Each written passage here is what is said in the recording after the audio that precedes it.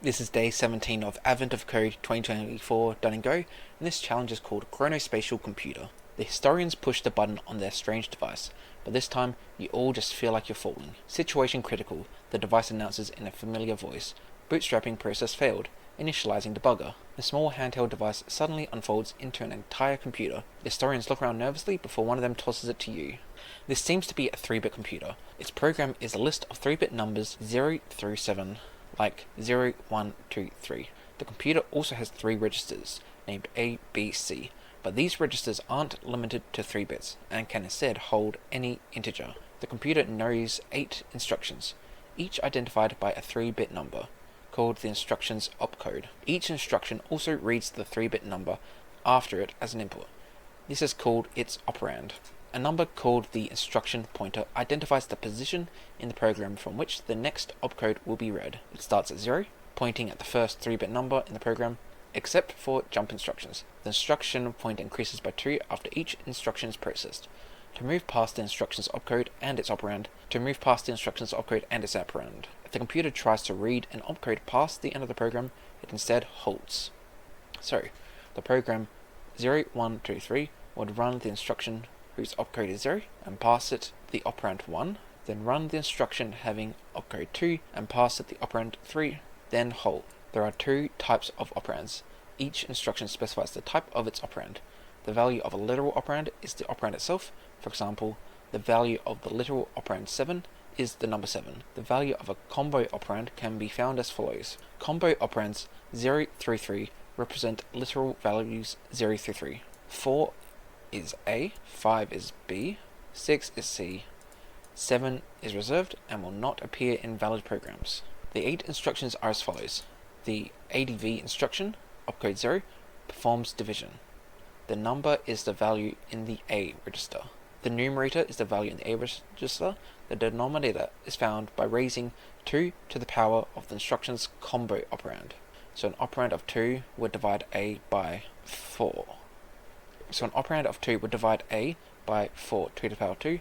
An operand of 5 would divide A by 2 to the power of B. The result of the division operation is truncated to an integer and then written to the A register. The BXL instruction, opcode 1, calculates the bitwise XOR of register B and the instruction's literal operand, then stores the result in register B. The BST instruction, opcode 2, calculates the value of its combo operand modulo 8, thereby keeping only its lowest 3 bits, then writes that value to the register. The J and Z instruction, opcode 3, does nothing if the A register is 0. However, if the A register is not 0, it jumps by setting the instruction pointer to the value of its literal operand. If this instruction jumps, the instruction pointer is not increased by 2 after this instruction. The BXC instruction, opcode 4, calculates the bitwise XOR of register B and register C, and stores the result in register B.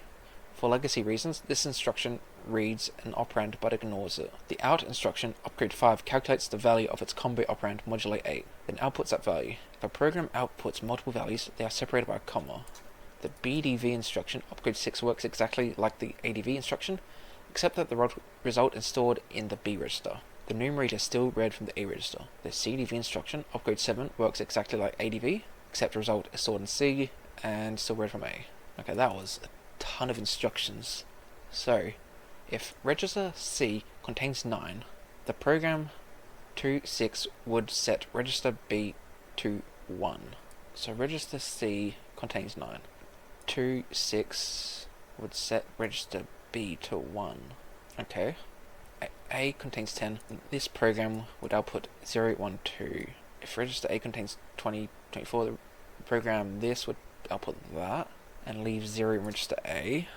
If B contains 29, program 1.7 would set B to 26. If register B contains 24 and register C contains that, program 4.0 would set register B to this. The historian's strange device has finished initializing its debugger, and it's displaying some information about the program it is trying to run, the puzzle input. So for example this, your first task is to determine what the program is trying to output. To do this, initialize the registers to the given values. Then run the given values produced by OUT instructions with commas. After the above program halts, its final output will be that. what do you get if you use commas to join the values at output into a single string? Well, it's going to start straight away with this, putting it as the input, and let's going to copy and paste pretty much all of this. So what instructions do I need?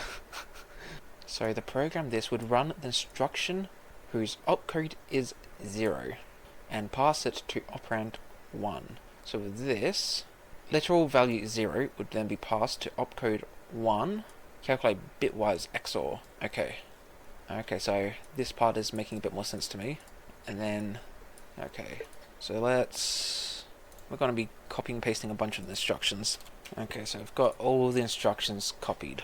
So, first thing that happens, so the input is consistent. So we still do this, but we first create the ABC, so A, B, C, int. Then we can do format dot, so based on this format, we scan F, no, this one. So we pass the lines 0, and it'll be also 1 and 2. We can do, let's copy this and do multi-line like this. So register A, digit A. This will be B, and this is C, like that. So then we put digit here as well. So we do that. Okay, we've got program here. So we'll start off with the program string.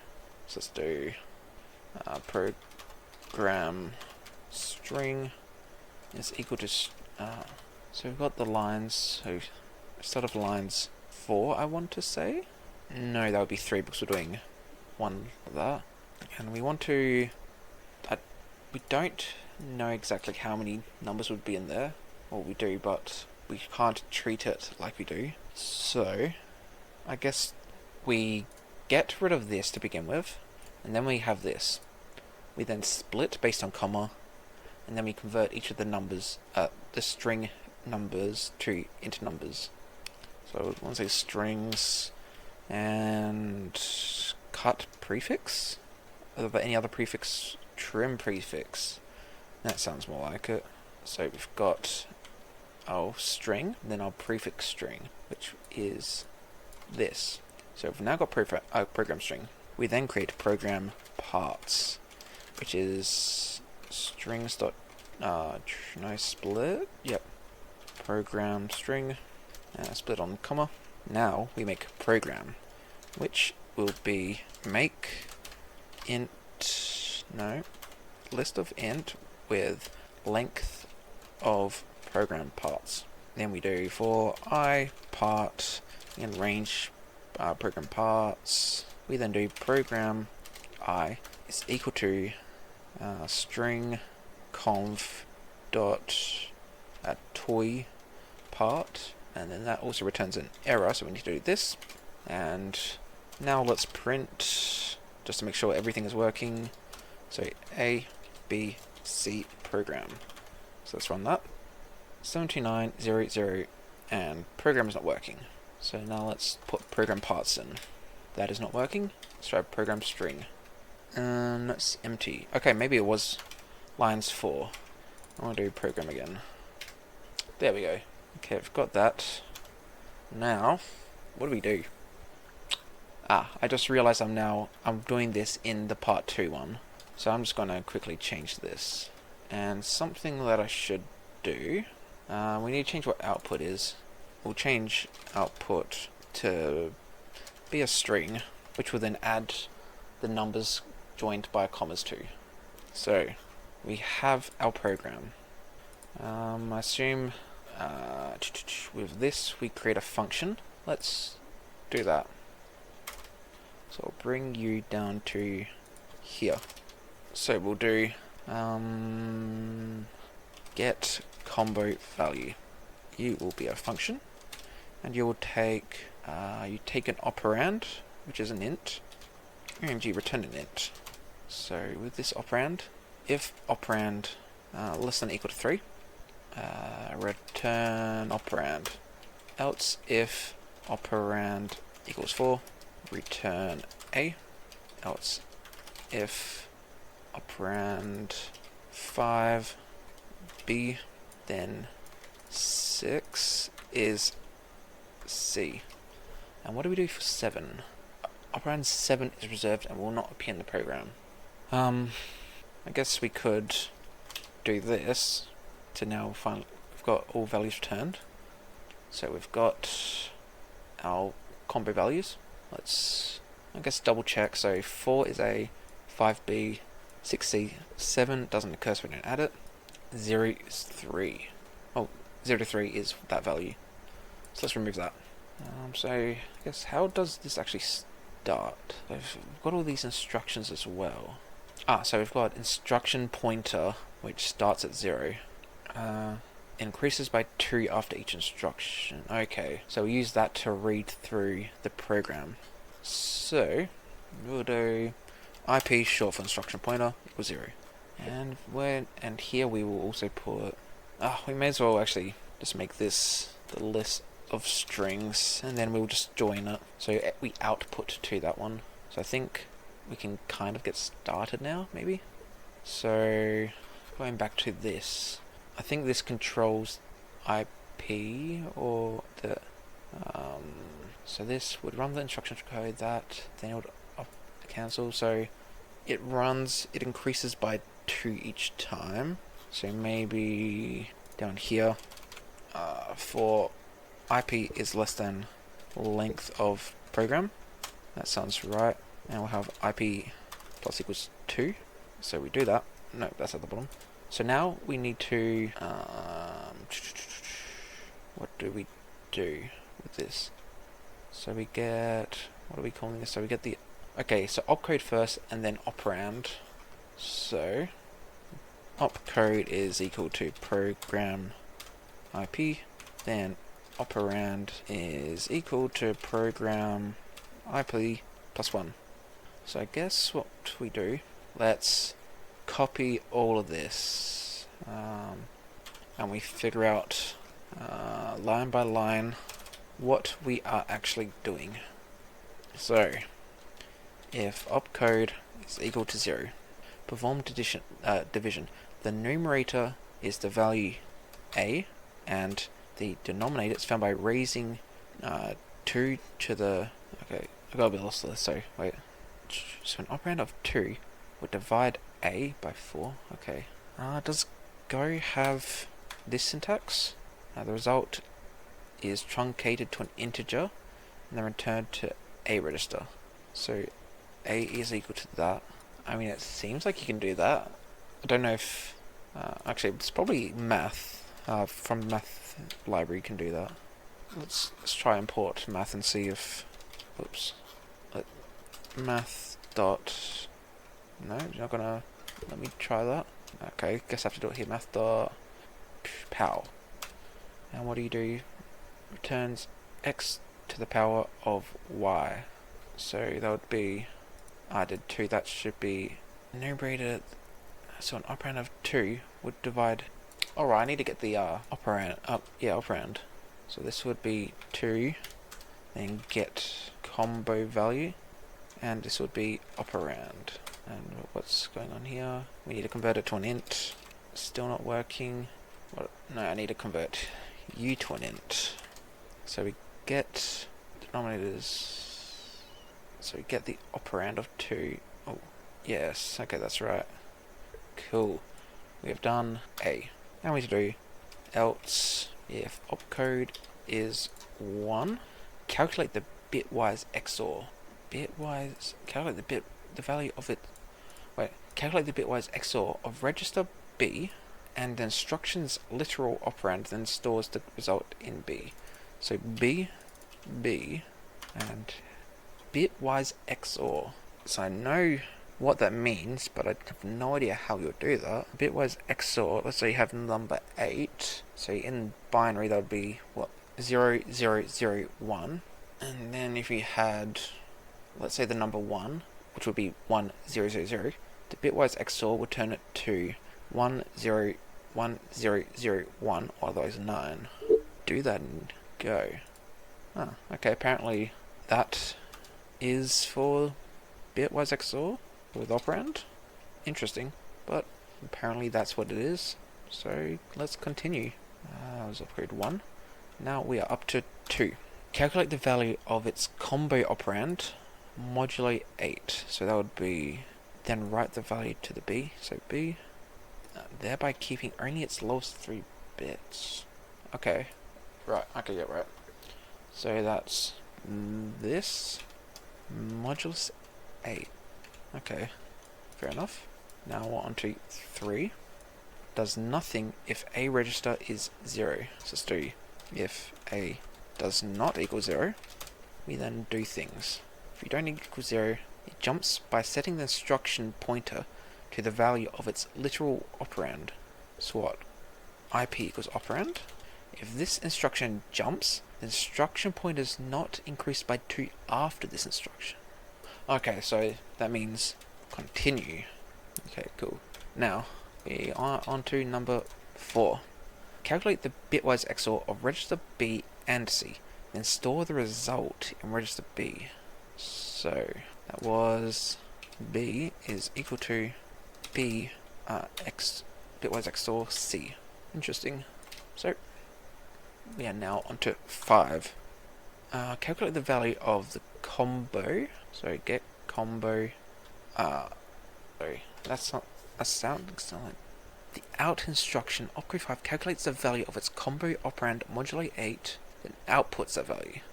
Alright, our outputs. So output equals append, and we need to, so it's this, but then we need to string convert it from int to string. So string conv, what is it, like itoa, like this. That should be right. Now on to the next one. Now it's if opcode 6 works exactly like the ADV instruction. ADV was the first one, right? Okay, opcode, that's right, yeah, opcode 0. And that happens twice where we do it. So it's like this, then but B. It works exactly like ADV, except the result is stored in B. So the numerator is still read from A. That needs to be changed to 6. And then we do the exact same thing, but with 7, and stored in C. And now we need to do strings.join, and that is with output and comma. So let's see if this works. 4635635210. I think that's correct. 4635. That is correct. So we will now switch back to the real input and we will run it. Okay, so this is our the output here. We will copy that and we will submit it, and that was the right answer. So now on to part 2. Digging deeper in the device's manual, you discover the problem. This program is supposed to output another copy of the program. Unfortunately, the value in register A seems to have been corrupted. You will need to find a new value to which you can initialize register A so that the program's output instructions produce an exact copy of the program itself. So for example, this program outputs a copy of itself if register A is instead initialized to that number. So the original initial value of register A is ignored. So what is the lowest positive initial value for register A? Okay. That is interesting. Not sure. I mean, brute force sounds like the obvious answer. Okay, so you're brute forcing it, but you don't have to brute force all the way. You just need to brute force, and each time you get an output number, you check if it's correct. I think that's how that would need to be done. So we need to, we can copy all of this, put that here. Yeah, changing output back to an int. So this is all correct. So we would keep program parts, I think, or no, we're checking on program. Although I think just A equals 0 to begin with. Right, we're changing A. Yes. Recreating itself. So what is the lowest positive initial value for register A that causes it? Okay, so I think I have an idea. So we'll do, I don't know, current output is equal to list of ints, we will do for current output does not equal, like, can you do that with a list where you just compare the exact thing like that? So for current output does not equal program, just program like that, I think maybe. We then have this one inside of it. So it does that. Invalid operation. Slice can only compare to, okay, so we will do 4. So we do this, and let's do, for the condition to break out, if length of current output equals length of program. So we start off with that, and we'll do different is equal to false for I equals 0, I is less than length current output I plus plus. If current output I does not equal program I, then different, nope, then different equals true. If we have to do colon like that, then we can break. Then we do if not different. Just so we're not doing negatives, we'll do same program. Same program is equal to true, and if they don't equal, then it becomes false. And then we do if same program break. So that would get out of that loop, but we need to do stuff here. Right. Need to change it to current output. So within this loop, this is reset to this, and then it's used, and that's the only one where we actually add it to it. So we can do, what we can do is next, what do we want to do? So one thing we can do, we do this, if length, no, that wouldn't work. I was going to do if length is the same, break, but there's a possibility that it changes, but we can do if length of current output is greater than program, length of program, we break. So this would make sure it would never become greater than it. If, what would we do here? If, that would do current index is equal to length of current output, and we'll do if program current index does not equal to, and we'll also current num, which will equal to this. Nope, we will do this. If it doesn't equal to this, break. Oh, actually we can do that. Yeah, that's fine. No, we will do that afterwards. Although we'll do it after here. Then current num could be done here. So we get the current index that we are adding it to. So when we add this number to current output, that's this index. And what's going on with this? Why erroring an int value in argument to append current num? But what? Do I need to put this back in here? Okay, let me just copy this and see what I had as before. Okay, I don't understand why that's not happy, because that was the same as this. Oh, okay, that makes sense. Current num is equal to u. So we do current num here, and we also do current num there, and we can bring you back up to here. So let's grab this input and put it in. Not sure if that will work, but we can try. Well, it would help if I actually did a ++ down here. Now let's do it. So it's running, and I just want to check debug. What do you... Oh, it's gone way past the number. Let's add a condition here. If a is equal to this format, and we'll just do print. We'll just print that number. So we're going to add the breakpoint to here, and we'll figure out why it went past it. So let's go through. Did it just... Okay, I haven't been resetting IP, that's why. So IP here equal 0. So let's do that again. And it seems like it's now actually running. So what's... okay. I need to do... So counter equals 0. A equals counter. And then at the bottom we do counter ++. So I forgot that it actually changes the value inside of A. Now let's go. We may as well remove that now. And it got to there very quickly, so let's output 0. That makes sense because I should have output the counter. Fine, I'll reuse you. Output is equal to counter, and then we do output here. There we go. So we reached the breakpoint, we continue, and we got it. Cool. So now let's try it on the real input. So let's run that. And I guess the concern is that this might take a long time to run, and I'm just hoping that the checks that I did were enough to make sure that I guess like what else could be done to make this more efficient. I'm not too sure. Okay, so I didn't even bother trying to fix part 2 because I have zero idea where I would start. And I looked online for the solutions and I still have no idea, but I was able to use ChatGPT to combine solutions online with mine and get results, and I don't really know what it does, so I guess some of it stays the same. So it's this like shift left bit by 3. I don't understand why, but if you do that, so you have A for position equals length of program minus 1. Okay, so it starts at the very end and it shifts the A to the left.